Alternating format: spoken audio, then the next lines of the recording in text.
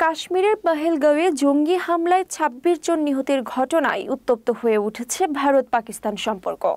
হামলার পর পাকিস্তানের বিরুদ্ধে সরাসরি অভিযোগ তোলে ভারত, যার পরিপ্রেক্ষিতে আজ বৃহস্পতিবার বৈঠকে বসছে পাকিস্তানের জাতীয় নিরাপত্তা কমিটি এনএসসি। ভারতের কঠোর প্রতিক্রিয়ার মধ্যে রয়েছে সিন্ধু পানি চুক্তি স্থগিতের ঘোষণা, যা দুই দেশের দীর্ঘ বিরোধেও এতদিন অক্ষুণ্ণ ছিল। পাকিস্তান ভারতের অভিযোগ অস্বীকার করে বলছে, প্রমাণ ছাড়া দায় চাপানো হচ্ছে। পররাষ্ট্রমন্ত্রী ইশাকদার একে অযৌক্তিক ও তড়িঘড়ি প্রতিক্রিয়া বলে মন্তব্য করেছেন। পাকিস্তান সরকার হামলায় হতাহতের প্রতি শোক প্রকাশ করলেও ভারতীয় প্রতিরক্ষা মন্ত্রী হুঁশিয়ারি দিয়েছেন, হামলাকারী ও তাদের পরিকল্পনাকারীদের বিরুদ্ধে কঠোর ব্যবস্থা নেওয়া হবে। হামলায় নিহতদের মধ্যে একজন নেপালি নাগরিকও ছিলেন। টাংমার্ক ও বারামুল্লায়ও নিরাপত্তা বাহিনীর সঙ্গে সংযোগের খবর পাওয়া গেছে। হামলার নিন্দা জানিয়েছে যুক্তরাষ্ট্র, জাতিসংঘ সহ ইউরোপ ও মধ্যপ্রাচ্যের বেশ কয়েকটি দেশ।